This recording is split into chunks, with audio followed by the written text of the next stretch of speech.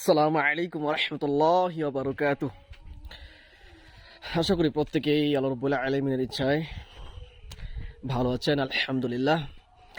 আসলে ভালো থাকার মতো অবস্থা না আমাদের বর্তমান সময়ে যা ঘটছে। এই যে বর্তমান একটা ইস্যু, আবার বাংলাদেশ প্রেক্ষাপটে যা ঘটছে, আসলে সবচাইতে বড় কথা গণতন্ত্র। এই গণতন্ত্র কখনোই ভালো কিছু বয়ে আনবে না, আনবেই না।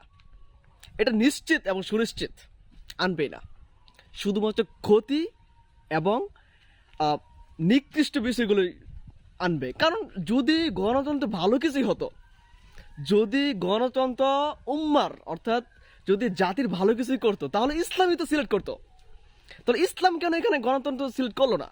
তো এখান থেকে বোঝা যায় যে সম্পূর্ণ ইসলামের যেই গতি দ্বারা তো গণতন্ত্র তো সম্পূর্ণ বিরোধী, তাই না? তো এইখান থেকে বোঝা যায় ইসলাম চূড়ান্ত এবং ইসলাম সঠিক যেটা সেটাই চয়ন করেছে।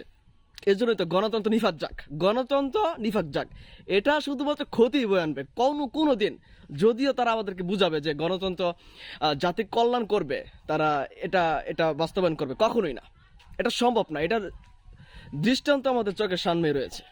এটা আমরা সুস্পষ্টই বুঝতে পারছি ইনশাআল্লাহ। তো গণতন্ত্র নিফাত যাক, এ থেকে আমাদের অবশ্যই বেরিয়ে আসতে হবে যে কোনো মূল্যে। আসসালামু আলাইকুম।